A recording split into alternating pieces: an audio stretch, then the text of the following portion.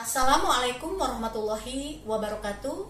Saya mahasiswa PPG dalam jabatan Angkatan 2 tahun 2023 Universitas Siliwangi akan memperlihatkan video pembelajaran PPL pertama di SMA Negeri 3 Banjar dengan materi perubahan lingkungan model pembelajaran PBL. Selamat menyaksikan. Wassalamualaikum warahmatullahi wabarakatuh.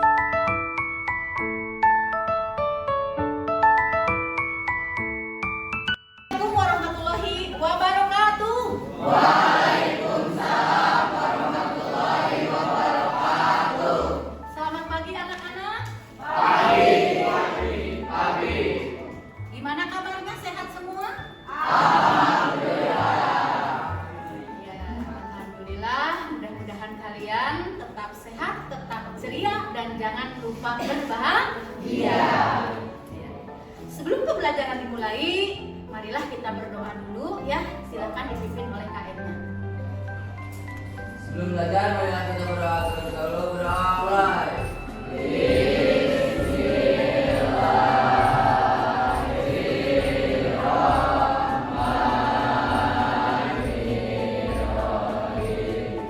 Baiklah, Ibu akan mengecek keikutsertaan kalian dalam pembelajaran hari ini. Ibu akan kasih dulu. Agatis, ya. Andra, ya. Andra sakit ya. Arif, ya. Bintang, ya. Jaki, ya. Berarti yang tidak masuk hari ini 3 orang ya. Ibu ingin mengecek konsentrasi kalian, apakah sudah siap atau belum dalam pembelajaran hari ini, ya. Siap? Siap. Ibu nanti akan memberikan arahan apabila ibu mengucapkan, ya. Tepuk pagi berarti 1 kali tepuk, ya. Tepuk siang 2 kali. Tepuk malam setengah. Kenapa tepuk malam itu setengah? Karena malam hari itu adalah saatnya untuk beristirahat, jadi tidak boleh berisik, ya. Tepuk pagi, tepuk siang, tepuk malam, tepuk malam, tepuk siang, tepuk pagi. Oke, terima kasih. Berarti ya semangat kalian untuk belajar sudah betul-betul siap. Masih ingat nggak materi pembelajaran minggu kemarin tentang apa? Ekosistem. Ekosistem itu masih berkaitan dengan masalah lingkungan. Nah, pada kesempatan ini Ibu akan menjelaskan materi yaitu tentang perubahan lingkungan. Nah, di sini kalian nanti harus mengetahui apa itu pengertian perubahan lingkungan, apa itu faktor-faktor penyebab perubahan lingkungan, dan bagaimana upaya untuk mengatasi perubahan lingkungan. Nah, di sini Ibu akan memberikan tujuan dari pembelajaran. Nah, di sini Ibu akan menggunakan metode PBL. Tahu nggak metode PBL? Ya, metode PBL adalah metode yang bertumpu pada permasalahan. Jadi kalian di sini dituntut untuk berdiskusi menyelesaikan masalah yang berkaitan dengan perubahan lingkungan. Nah, adapun tujuan pembelajarannya adalah setelah kalian mempelajari materi perubahan lingkungan, ya, maka di sini melalui pembelajaran PBL diharapkan 1. Peserta didik dapat mengidentifikasi jenis-jenis limbah penyebab dari pencernaan, ya. Yang kedua, peserta didik dapat menganalisis penyebab dan dampak perubahan lingkungan bagi kehidupan. Yang ketiga, peserta didik dapat mendiagnosis hasil kajian dari berbagai media informasi mengenai perubahan lingkungan yang terjadi. Yang keempat, peserta didik menemukan permasalahan tentang perubahan lingkungan. Dan yang kelima, peserta didik dapat mengemukakan gagasan terkait pemecahan masalah perubahan lingkungan yang ada di daerahnya. Nah, itu tujuannya. Baiklah, ya, kita akan menginjak pada materi inti tentang perubahan lingkungan. Kalian bisa simak, perhatikan di sini ada tayangan video yang berkaitan dengan perubahan lingkungan. Perubahan apakah yang terjadi dalam video itu? Salah satu masalah utama lingkungan hidup adalah polusi atau pencemaran lingkungan hidup. Menurut penelitian diperlukan jutaan tahun untuk menyembuhkan polusi udara, air, dan tanah agar dapat normal kembali. Sektor industri dan asap kendaraan bermotor menjadi sumber utama polusi udara.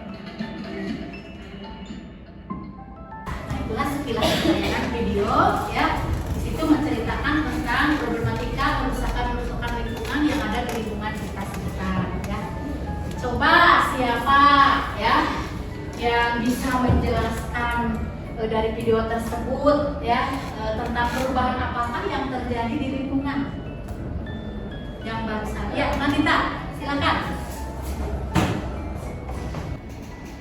Perkenalkan, nama saya Nandita Levona ya. Saya di sini akan menjelaskan tentang perubahan lingkungan.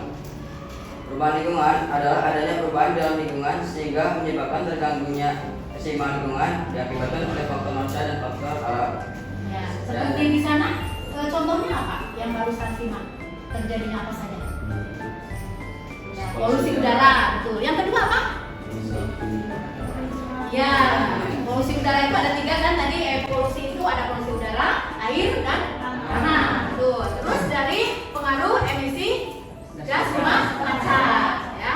Dan yang ketiga dari satu lagi membuang sampah sembarangan, baik itu sampah yang berasal dari domestik rumah tangga ataupun sampah yang berasal dari pabrik-pabrik industri. Ya, terima kasih buat Anda. Tepuk tangan.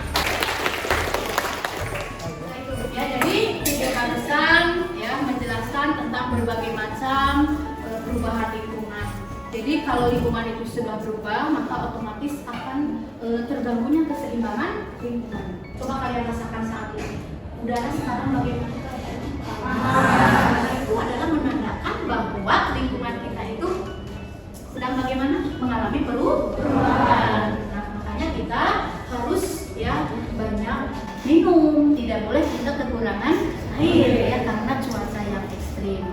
Nah, kemudian dari video tadi ya dijelaskan juga kita tidak boleh membuang sampah sembarangan ya. Nah, kemudian kita harus meminimalisir ya terutama mengurangi penggunaan sampah plastik. Kamu misalnya membeli air minum ya itu kan sama saja menumpuk sampah ya. Nah, itu makanya lebih baik kita membawa dari rumah ya dengan menggunakan botol minum sendiri. Nah, itu adalah salah satu bentuk kita itu peduli terhadap lingkungan ya. Lanjutkan, yang ketiga adalah pencemaran tanah. Nah, di sini penyebab pencemaran tanah itu diantaranya satu karena adanya limbah domestik. Apa limbah domestik? Ya, limbah yang berasal dari pemukiman atau rumah tangga. Contohnya seperti apa? Deterjen, pijang, oke, 100 ya. Yang kedua adalah limbah industri. Kalau limbah industri, jenis limbah yang dihasilkan dari pabrik-pabrik industri. Ya. Dan yang ketiga adalah limbah pertanian. Contohnya seperti apa limbah pertanian? Betul, penggunaan pestisida. Ya. Apa dampaknya dari limbah pencemaran tanah itu? Adalah satu, rusaknya kandungan air tanah. Dan yang kedua adalah menurunnya kesuburan tanah. Nah, itu mungkin ya untuk materi pengantar dari perubahan lingkungan ya. Mungkin ada yang ditanyakan dari pemaparan ibu ya, boleh namanya berdiri. Perkenalkan, nama saya Naya Nurul Aroka. Ibu, bagaimana cara mengatasi limbah domestik? Ya, sebelum menjawab, siapa yang berani menjawab dulu? Limbah domestik. Noviani bisa? Oke, berdiri. Noviani ingin menjawab pertanyaan dari Mariela. Cara mengurangi limbah domestik diantaranya dengan menggunakan bahan-bahan yang lebih aman dan menggunakan bahan-bahan yang lebih ramah lingkungan agar mengurangi apa akibat dari limbah domestik tersebut. Ya, oke, 100 ya. Jadi untuk mengurangi limbah domestik berarti kita harus mengurangi bahan-bahan ya dari limbah tersebut dan upayanya yaitu dengan cara bagaimana tadi? Yaitu limbah domestik itu kan ada tinja, ada apa lagi? Ya, deterjen. Nah, itu didaur ulang limbah kembali supaya ada manfaatnya bagi kehidupan. Sisa makanan itu kan banyak ya, sisa-sisa makanan diolah dijadikan kompos gitu. bergabung dengan kelompoknya masing-masing.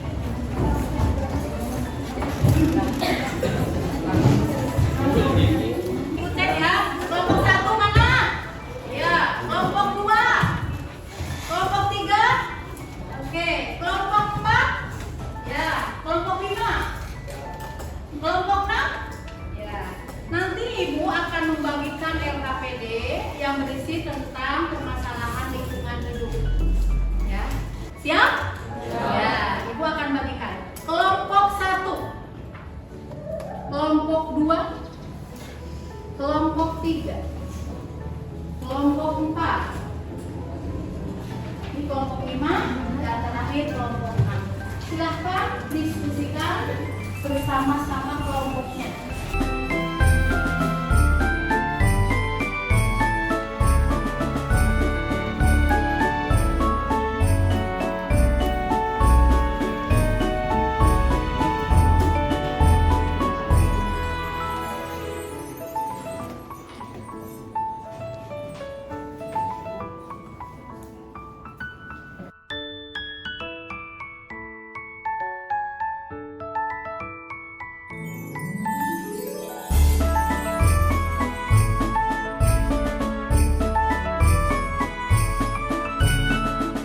Siap untuk presentasi?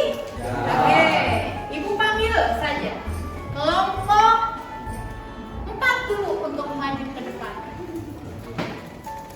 Silakan kelompok 4 ya, maju ke depan. Si kami. Perkenalkan, nama saya Dena Aprilia. Perkenalkan, nama saya Dena Aprilia. Perkenalkan, nama saya Lia Priliani. Perkenalkan, nama saya Indri Wulandari. Perkenalkan, nama saya Dinda Kanisa. Perkenalkan, nama saya Cahaya Yudhistira.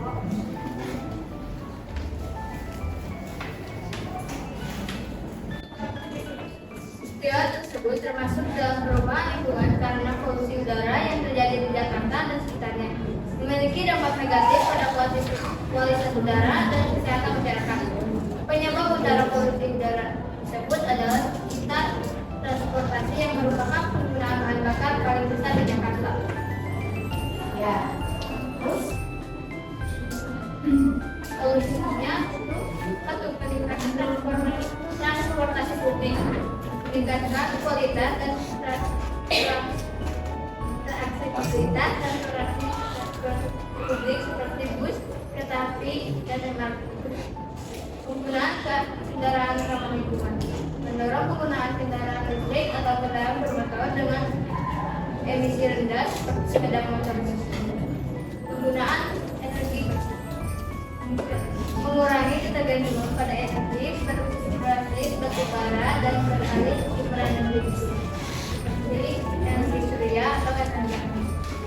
Penghijauan kota, melakukan penghijauan kota dengan menanamkan lebih banyak pohon dan tanam dan dapat membantu menyerap kualitas udara dan meningkatkan kualitas udara di sekitar kota. ya, terima kasih ya untuk kelompok 4 yang telah memaparkan permasalahan lingkungan yaitu polusi udara yang ada di kota. Ya, silakan kelompok lain ada yang bertanya. Dibuka sesi pertanyaan. Hanya 2 pertanyaan saja dibatasi. Ya, silakan Noviani. Noviani itu bertanya, faktor penyebab dari manusia itu sendiri terhadap permasalahan tersebut apa? Kan contoh penyebab permasalahan yang datang dari manusia itu sendiri yang menimbulkan tadi polusi ya, terutama yang ada di kota Jakarta. Contohnya seperti apa? Seperti tong sampah sembarangan, Lagi menggunakan kendaraan motor ya, pembakaran sampah. ya. Jadi salah satu tadi penyebabnya atau dari yang datang dari manusia, betul jawabannya ya. Untuk kelompok 4 ya. Yang pertama tadi penggunaan kendaraan bermotor itu kan aktivitas manusia ya. Kemudian yang kedua ya membuang sampah sembarangan yang mengakibatkan juga sama ya polusi terhadap udara. Dan yang ketiga ya pembakaran. Tuh ya. Terima kasih ya untuk kelompok 1 dan kelompok 4. Sekarang pertanyaan kedua.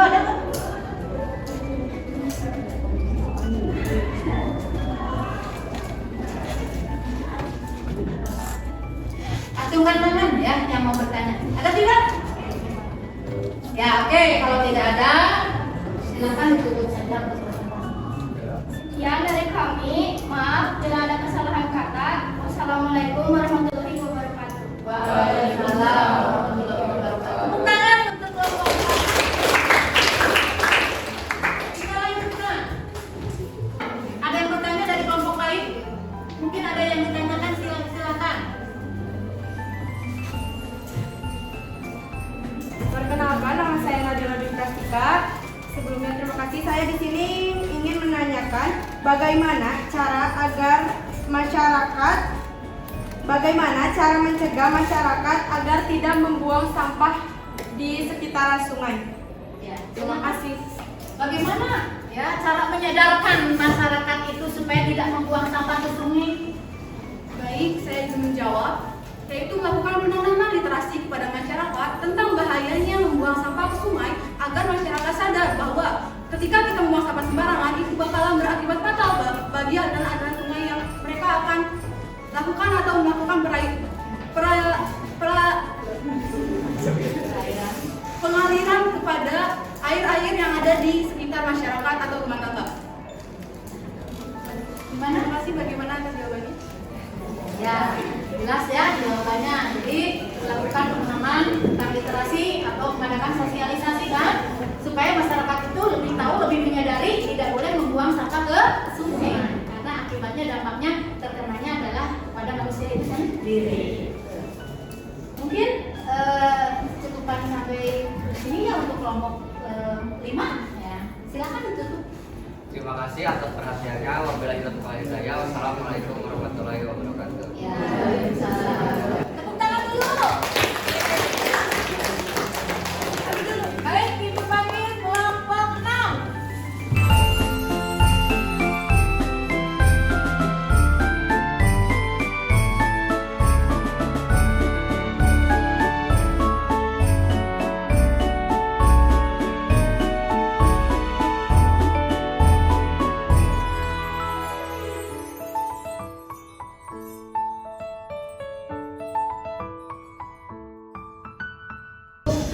Hasil presentasinya kalian sudah menyampaikan berbagai solusi dari berbagai permasalahan ya. Nah, kita simpulkan ya bahwa permasalahan yang pertama tadi dari banyaknya limbah-limbah plastik yang dibuang ke sungai. Berarti alternatifnya kita harus meminimalisir penggunaan sampah plastik. Kita harus memiliki kesadaran untuk membuang sampah itu pada tempat yang tidak boleh ke sungai. Kemudian untuk mengatasi cuaca yang buruk, yang ekstrim, nah bagaimana upayanya? Berarti kita harus ya, yang pertama ya harus mengurangi penggunaan kendaraan bermotor. Lebih baik kita menggunakan kendaraan umum. Dan permasalahan yang ketiga yaitu tentang apa tadi? Ya, pencemaran air. Nah, itu juga sama ya. Jadi semua itu harus kita antisipasi karena kalau kita tidak ya ramah dengan lingkungan, maka dampaknya akan terjadi kerusakan lingkungan. Nah, terima kasih ya untuk presentasinya. Baiklah, untuk selanjutnya Ibu akan mengadakan evaluasi ya untuk mengukur kemampuan kalian dalam materi perubahan lingkungan ini, apakah kalian itu betul-betul memahami atau tidak. Siap untuk evaluasi? Ya. Nanti sistemnya dalam evaluasi silakan kerjakan kelompok, didiskusikan. Ibu kasih waktu kurang lebih 15 menit ya.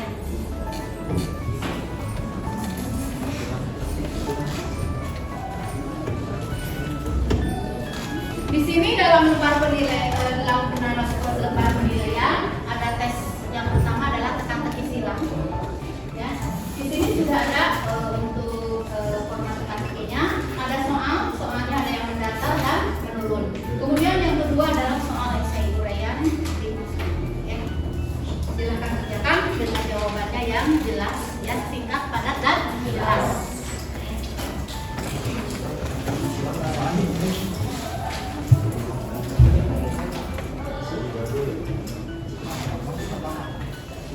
Ya, silahkan diisi dulu evaluasinya.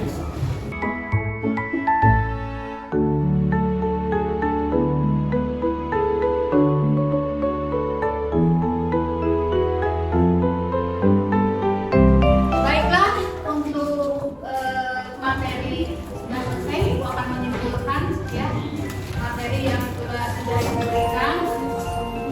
Jadi tentang perubahan lingkungan, di mana perubahan lingkungan itu adalah keadaan lingkungan yang sudah tidak asli lagi, yang akan mengakibatkan kerusakan lingkungan. Kerusakan lingkungan itu dapat terjadi karena dua faktor. Satu, faktor manusia. Yang kedua adalah faktor alam. Oke, faktor alam. Faktor manusia contohnya seperti apa? Pembuangan Iya, betul. Apalagi? Pembuangan apa? Pembuangan? Ya, apalagi? Satu lagi faktor manusia, eksploitasi. Betul. Yang kedua adalah faktor dari alam. Contohnya seperti tsunami. Apalagi? Meletus. Ya, betul ya. Nah, kemudian upaya kita untuk mengatasi dari perubahan lingkungan itu adalah dengan cara satu, mengurangi tadi asap kendaraan bermotor dari polusi udara ya. Kemudian yang kedua dengan melakukan penanaman kembali atau penghijauan, dan yang ketiga dengan mendaur ulang limbah. Tadi dengan ada prinsipnya 3R, reuse, recycle. Nah, makanya kita harus selalu menjaga lingkungan, karena kalau lingkungan itu rusak maka dampaknya adalah manusia itu sendiri yang mengakibatkan bencana alam.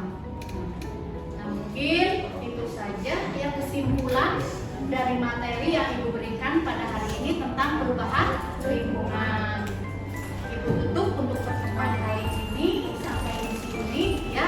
Mudah-mudahan kita bertemu kembali minggu yang akan datang dalam materi yang berbeda. Sekian, terima kasih ya. Assalamualaikum warahmatullahi wabarakatuh.